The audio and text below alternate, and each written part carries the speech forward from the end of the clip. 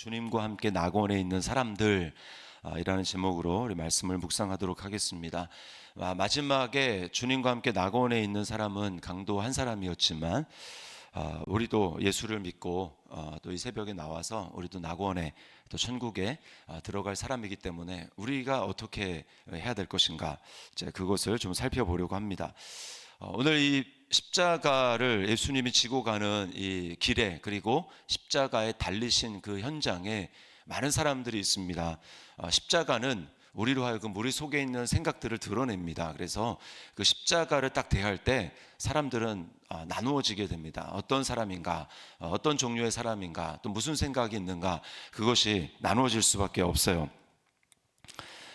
주님이 오늘 십자가에 달리셔서 뭐라고 이제 34절에 기도하시냐면, 아버지 저들을 사하여 주옵소서, 자기들이 하는 것을 알지 못함이니이다. 이렇게 주님이 십자가에서 말씀하신 7가지 말씀 중에 매우 중요한 한 가지 말씀을 하십니다. 저들을 사하여 주옵소서. 거기 저들에는 누가 들어갈까요? 여기 저들에는 다 들어갑니다. 저들. 오늘 그 저들이라고 하는 사람 두 부류로, 크게 두 부류로 나누고, 그리고 우리는 어떻게 가야 되는가, 그 안에서 3가지로 한번 살펴보는데, 저들 첫 번째는 이제 로마 군병들입니다. 로마 군병들. 36절과 37절에 보니까 그들이 그의 옷을 나눠 제비 뽑을새, 예수님을 십자가에 못 박은 로마 군병들이 예수님의 옷을 벗긴 그 옷을 이제 나누어서 제비 뽑아서 가졌다, 이렇게 얘기를 합니다. 그리고 또 희롱했다고 해요. 군인들도 희롱하면서 네가 만일 유대인의 왕이면 네가 너를 구원하라, 이렇게 이야기를 합니다. 다 예수님을 희롱하고 네가 진짜 하나님의 아들이면, 그리스도면, 또 왕이면 너 스스로 구원하고 우리도 좀 구원해 봐라, 이렇게 희롱하는 것이죠. 두 번째는 백성들입니다. 희롱하는 백성들. 35절에 백성은 서서 구경하는데 라고 얘기를 하고요. 또 관리들 뭐라고 얘기하면 약간 비웃는다고 합니다. 비웃어 만일 하나님이 택하신 자 그리스도이면 자신도 구원할지어다.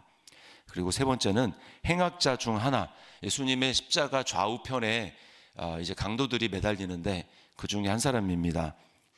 비방해서 39절에 보니까 비방하여 네가 그리스도가 아니냐, 너와 우리를 구원하라. 우리도 그들 중에 하나였습니다. 그들 중에 예수님을 비방하고 예수님에 대해서 조롱하면서 네가 진짜 하나님의 아들이 맞느냐, 네가 그리스도가 맞느냐, 그럼 뭐 좀 이렇게 좀 해봐라, 우리가 믿어줄게 라고 이야기하고 비방하고 조롱하는 그런 사람들 가운데 하나였습니다. 우리는 내가 어떤 존재였는지, 또 무슨 죄를 지었는지 전혀 모르는 존재죠.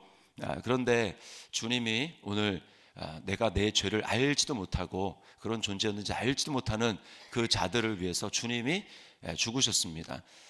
그 당시에 거기 있던 사람들 뿐만 아니라 어떤 사람들입니까? 그들과 같은 부류에 속하게 될 미래의 수많은 사람들, 그들을 위해서 주님이 죽으신 거죠. 게다가 죽으실 뿐만 아니라 우리는 아무나 예수를 믿지 못합니다. 우리는 어떤 존재가 됐습니까? 에베소서 1장 말씀을 보면 그의 기쁘신 뜻대로 우리를 예정하사, 이렇게 말씀을 합니다. 예정을 하셔서 우리를 하나님의 자녀가 되게 하셨습니다. 그래서 도무지 이게 믿을 수 없는 일이고, 희롱하고 비방하고 그렇게 놀리는 것이 마땅하고, 무슨 그게 말이 되느냐, 이렇게 마땅한 이 2000년 전에 십자가에 달린 그 유대 청년이, 이스라엘 청년이 도대체 나랑 무슨 상관이냐, 그가 십자가에 달려서 피를 흘린 게 도대체 나랑 무슨 상관이냐 라고 이야기했을 우리를 위해서 하나님의 놀라운 은혜를 베풀어 주셔서 이것이 나를 향한 하나님의 사랑이었구나 라고 하는 것이 믿어진다는 거, 여러분 이것이 엄청난 하나님의 은혜입니다. 예수님이 십자가에 못 박힌 게 이게 엄청난 고통 아닙니까? 고통. 요즘에 엄청나게 이제 의학계에서 벌써 좀 됐죠, 시간이. 이제 결정 난 게 뭡니까? 안락사, 존엄사, 그거죠. 너무너무 고통스럽고, 그리고 이거 뭐 고통만 있고 이거 살아날 가망성이 전혀 없다, 기계에 의해서 연명한다, 이게 뭐 사람의 이제 존엄을 전혀 보일 수 없다, 그러면 어떻게 합니까? 안락사 시킵니다. 그 고통을 끝냅니다. 그게 참 그 사람에게 더 나은 거다, 이렇게 호흡기 달고 또 이제 뭐 하는 게 무슨 의미가 있나, 그렇게 해가지고 생명을 끝낼 수 있는 거, 그게 오늘날 이제 사람들이 선택하는 고통 아닙니까? 그런데 정말 안락사를 해야 될 그런 대상이 있다면 바로 예수님입니다. 얼마나 극심한 고통입니까? 십자가에 달리기 전에 이미 거의 위험한 정도의 출혈을 예수님은 합니다. 그 납덩이가 그리고 또 짐승 뼈가 달린 그 채찍으로 한 번씩 때릴 때마다 살점이 떨어져 나가고, 그래서 피가 나고, 그 속으로는 뼈가 다 보일 정도로 그렇게 주님은 채찍을 맞으셨습니다. 그리고 십자가에 못 박혔다, 여기는 그냥 딱 이제 몇 단어로 끝냈지만, 그것은 신경을 관통하는 이 손목과 이 이제 발목이죠. 거기에 신경을 관통하는 무지무지하게 아픈 그 못이 통과합니다. 그리고 몸무게 때문에 처질 때 엄청난 고통이 있죠. 그리고 십자가에 달리면 숨을 잘 못 쉽니다. 그러면 그 숨을 쉬려고 올라오려고 하면 또 무지무지한 고통이 달리는 거예요. 거기다가 영적인 고통은 어떻겠습니까? 여러분이 한번 정말 내 인생에서 이런 죄는 없었으면 좋겠다, 좀 삭제됐으면 좋겠다라고 생각하는 그 무시무시한 그 죄만 생각하면 정말 끔찍한 그런 죄를 한번 떠올려 보십시오. 근데 예수님은 인류의 그 모든 그 죄를 다 지셨습니다. 그 죄의 무게가 얼마나 고통스럽겠습니까? 그 하나님의 무한한 그 십자가에 달린 예수님은 그냥 사람이 아닙니다. 그냥 죄 덩어리입니다. 죄 덩어리. 그 하나님의 진노를 감당하고 하나님의 은혜가 1도 없는 그곳. 우리 이 땅에서는 그런 걸 경험해 보지 못해요. 아직도 하나님의 은혜가 남아있기 때문에 그렇습니다. 그러나 십자가는 그런 곳이 아닙니다. 하나님의 은혜가 1도 없는 곳이에요. 우리는 그걸 상상할 수가 없습니다. 그 모든 아담부터 시작해서 오고 오는 모든 세대의 그 죄를 다 예수님이 지시고 느끼는 그 영적인 그 고통, 하나님부터 끊어지는 그 고통은 엄청난 고통입니다. 하나님의 임재가 아예 없는 곳이죠. 그러면 안락사 해야 되는데 주님은 그렇게 엄청난 고통 중에서도 우리를 위해 기도하십니다. 정말 있을 수 없는 일이죠. 우리를 위해서 기도하시고, 그리고 쓸개를 탄 심포도주를 거부하시죠. 그게 마지막 죄인에게 베풀 수 있는, 십자가에 달린 죄인에게 베풀 수 있는 자비입니다. 고통을 조금이라도 이제 약간 얼얼하게 해서 마취를 시키는 거죠. 그걸 주님이 거부하세요. 왜요? 우리의 고통을 다 이해하시기 위해서입니다. 우리의 고통을 다 이해하시고, 그 속에서도 주님은 우리를 생각하는 거죠. 우리를 이해하시고 우리를 고통 속에 있는 우리를 도와주시기 위해서 주님은 그렇게 십자가의 모든 고통을 감당하십니다. 우리가 이 주님의 십자가를 생각할 때 할 수 있는 것은 정말 주님 앞에 가는 그날까지 내 삶에 어떤 일이 있더라도 우리는 감사밖에 할 수 없는 그런 자인 것을 우리가 이 새벽에 고백할 수 있기를 주님의 이름으로 축원합니다. 이렇게 감사할 수 있는, 감사를 깨달은 사람이 어떻게 주님께 반응하며 살아가야 될까? 오늘 이제 나머지 세 사람이 나오는데 그 사람을 좀 보면서 살펴보기를 원합니다. 자, 먼저는 26절에 나오는 구레네 시몬입니다. 이렇게 얘기하죠. 그에게 십자가를 지워 예수를 따르게 하더라. 유일하게 예수님의 마지막 그 처형에 십자가를 지고 따라갔다. 예수님이 앞서가는데 십자가를 지고 따라갔다. 이 사람밖에 없습니다. 유일합니다. 유일해요. 예수님은 누가복음 9장 23절에서 뭐라고 말씀합니까? 아무든지 나를 따라오려거든 자기를 부인하고 날마다 제 십자가를 지고 나를 따라올 것이니, 이렇게 말씀을 하셨어요. 예수님을 따라가는 방법은 십자가를 지고 주님을 따라가는 겁니다. 다른 방법은 없어요. 이거를 오늘 이 시몬이 보여줍니다. 여러분, 예수님은 진리잖아요. 예수님은 진리. 예수님을 따라간다라는 것은 날마다 무엇입니까? 내가 거짓을 버리고 나는 날마다 진리를 따라갑니다. 날마다 예수를 딱 내 앞에 놓고 또 예수를 통과한 하나님의 말씀 성경을 내 앞에 딱 두고 날마다 그것을 나를 거울 삼아 보면서 내 안에 이제껏 쌓아왔던 세상이 나에게 입력했던 교육, 그리고 나에게 이때까지 그래서 그것 위에 토대 위에 쌓아온 나의 경험들, 여러분, 그게 거짓이 엄청나게 많습니다. 부모로부터 나에게 주입된 거짓, 세상의 미디어가 나에게 말하는 거짓, 그리고 그 위에 나도 모르게 섞여 있는 거짓, 엄청나게 많아요. 것들을 우리는 날마다 예수를 내 앞에 딱 두면서 또 예수를 통과한 하나님의 말씀을 내 앞에 두면서 우리는 주님 이거 아니었네요. 하나님 이거 진리가 아니었네요. 제가 오늘 이걸 끊어냅니다. 제가 이것을 부인합니다. 그리고 제가 힘들지만 오늘 진리 안에 내가 돌이키며 내가 나아갑니다. 여러분 이게 예수님을 닮아가는 것입니다. 이거는 고통스러운 일이에요. 힘든 일입니다. 자신의 그 거짓됨을 바라보는 일은 굉장히 아픈 일이에요. 그럼에도 불구하고 이것이 날마다 예수님을 닮아가는 것입니다. 이거 십자가를 지며 주님을 따라가는 것. 그럴 때요, 내 삶에 자아가 부서지고 거짓 자아가 부서지고 진정 진리 안에서 자유케 됨을 점점 경험하게 되고 기쁨과 평안을 누리게 됩니다. 이것이 날마다 예수 안에서 내가 죽고 다시 살아나는 진리로 살아나는 그런 삶이에요. 이거 오늘 구레네 시몬을 통해서 우리가 교훈을 받아야 됩니다. 그리고 나중에 이 사람 어떻게 됩니까? 예수를 이때는 분명히 믿지 않았을 거예요. 근데 나중에 십자가를 졌더니 어떻습니까? 그가 예수를 믿게 됩니다. 로마서 16장에 여러 사람들의 이름이 나오죠. 그 중에 알렉산더와 루포의 어머니 이렇게 나오는데 그 알렉산더 루포 이게 시몬의 아들들이라고 많은 사람들이 이야기를 합니다. 자녀들까지 믿는 복을 누리게 된 거죠. 십자가를 지고 주님을 따라가야 됩니다. 두 번째는 가슴을 치며 슬피 우는 여자의 큰 머리를 통해서 얻는 교훈입니다. 27절에 그렇게 나오죠.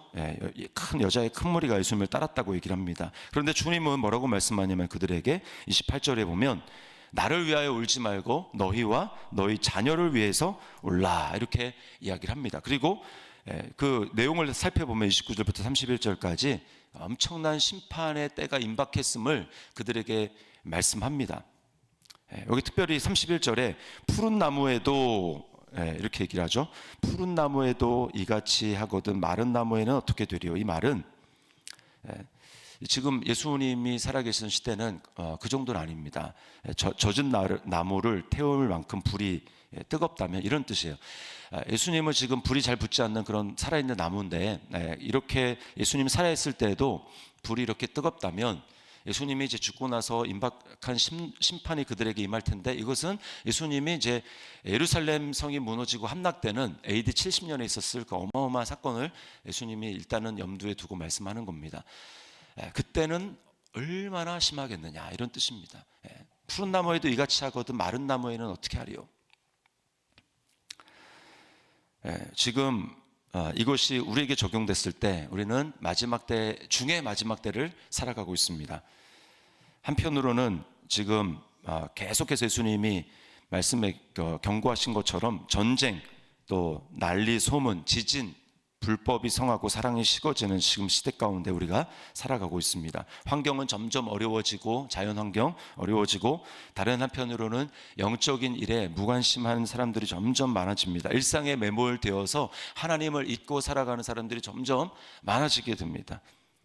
그래서 주님이 뭐라고 말씀하는 거예요? 나를 바라보면서 감상적으로 슬퍼할 때가 아니라 너희가 이제 마지막 때를 맞아서 너희 자신을 위해서 울어야 된다. 울면서 기도해야 된다. 너희 자녀들을 위해서 울면서 기도해야 된다. 너희가 지금 그런 시대를 살아가고 있다. 영적으로 깨어나야 된다. 라고 말씀을 하고 있습니다. 우리 힘으로 살 수 없어요. 그래서 우리는 마지막 때가 되면 점점 사람이 두 부류로 나눠집니다. 양과 염소. 우리가 어느 편에 속해야 되는가? 그렇게 살아갈 수 있는 힘은 날마다 성령님의 힘을 의지하고 자신에게서 아까도 얘기했지만 돌이키고 이렇게 회개하면서 성령님 오늘도 나에게 힘을 주시고 능력을 주셔서 오늘도 내가 예수를 따라갈 수 있는 자가 될 수 있도록 말씀을 따라가는 자가 될 수 있도록 그냥 모양만 바울 사도가 얘기하잖아요. 이 같은 자들에서 내가 돌아서라. 어떤 자들입니까? 마지막 때 고통하는 때가 이르는데 자기를 사랑하고 돈을 사랑하고 하나님 사랑하는 것 사랑하기보다는 쾌락을 사랑하는 이 시대가 이때잖아요. 경건의 모양은 있으나 경건의 능력은 부인하는 자들이니 너는 이 같은 자들에게서 돌아서라. 그러려면 능력을 받아야 됩니다. 성령의 능력. 주님 오늘 새벽에 이러한 은혜를 주셔서 내가 나를 위해서 울게 도와주시고 우리 자녀들을 위해서 울 수 있도록 주님 은혜를 베풀어 주시옵소서. 우리 자녀들이 살아갈 여러분 미래 얼마나 어려운 시대입니까? 우리가 청소년 또 청년 시대 살아갈 때보다 우리 자녀들이 청년 청소년 시대에 살아가기 훨씬 더 어렵고 믿음을 지키기가 어렵습니다. 우리가 기도해야 돼요. 기도해야 됩니다. 자녀들을 위해서 눈물로 기도해야 됩니다. 그리고 마지막은 그렇게 기도할 때 6절 다른 행악자, 십자가에 달린 행악자 얘기를 합니다. 예수님을 믿은 사람이죠. 40절에 보니까 이제 다른 강도가 비방하니까 꾸짖었다고 얘기를 합니다. 그리고 41절에 보니까 이 사람이 행한 것은 옳지 않은 것이 없느니라. 그리고 마지막 43절에 예수여 당신의 나라에 임하실 때에 나를 기억하소서. 우리가 이런 사람은 아니죠. 지금 우리는 이미 예수님을 믿고 있는 사람인데 이 사람이 보여주는 건 무엇입니까? 마지막까지 이 은혜를 붙드는 사람, 마지막까지 당신의 은혜 아니면 나는 설 수 없습니다. 우리 이것을 지키며 나가야 됩니다. 죽을 때까지, 마지막까지 믿음을 지키는 사람이 되어야 됩니다. 이 십자가에 달렸던 한 강도 처음에는 예수님을 비방했어요. 똑같이. 근데 중간에 이 사람이 심경의 변화를 일으키는 거죠. 하나님의 은혜입니다. 은혜. 그래서 우리는 마지막까지 하나님의 은혜를 붙들어야 되겠다라고 하는 교훈과 동시에 그 다음에 우리가 아까 기도해야 된다고 그랬잖아요. 우리 자녀들 또 우리 주변에 있는 사람들, 믿지 않는 사람들, 예수님의 십자가 부활의 이 복음을 아직 알지 못하고 거부하고 있는 사람들, 또 교회는 나오지만 정말 마음속 중심으로부터 예수님의 십자가 부활을 믿고 받아들여서 예수님의 주되심과 왕되심을 인정하며 그 길을 따라가지 않는 사람들 있습니다. 그 사람들을 위해서 우리가 가슴을 치면서 아까 그랬죠. 너와 너희 자녀들을 위해서 울라. 그 사람들을 위해서 우리 기도해야 됩니다. 기도할 때 처음에는 비방할 수 있지만 중간에 심경의 변화를 일으켜서 십자가 위에서 예수님을 믿잖아요. 이런 것처럼 하나님 하시면 마지막 때 마지막이라도 이게 돌이킬 수 있구나, 이 소망을 잃지 말고 우리가 끝까지 기도해야 될 줄 믿습니다. 우리가 우리 부활주일 이제 전도 나갈 텐데 우리 자녀들 가운데 아직 예수님을 인격적으로 만나지 않은 자녀들 위해서 여러분 우리가 눈물 흘려 기도해야 됩니다. 또 주변에 가족들 중에 친지들 중에 우리가 기도해야 될 사람이 있으면 도저히 가망이 안 보인다 그런 사람이라 할지라도 우리가 오늘 이거 십자가 위에서도 호흡이 끊어져 가는 그 순간에도 예수 믿을 수 있구나, 이것을 기억하면서 우리 끝까지 포기하지 말고 우리가 기도해야 될 줄 믿습니다. 우리 이렇게 오늘 예수님을 부인했던 사람들이 있지만 예수님을 믿었던 사람, 구레네 시몬, 십자가를 지고 우리가 주님을 끝까지 따라가야 되고요. 그 다음 여인들에게 주셨던 교훈을 기억하면서 나와 내 자신을 위해서 지금은 울 때구나, 울면서 기도할 때구나, 지금 내가 깨어 있어야 될 때구나 라고 하는 것을 기억하고, 그리고 마지막까지 우리가 믿음으로 끝까지 승리하자. 그리고 기도의 대상들 있다면 변화가 안 보여도 우리 끝에 하나님 하시면 한순간에 돌이키시고 역전하는 하나님의 은혜가 있구나라고 하는 것을 기억하면서 끝까지 포기하지 않고 소망 가운데 기도하며 나아가는 우리 저와 여러분들 될 수 있기를 주님의 이름으로 축원합니다.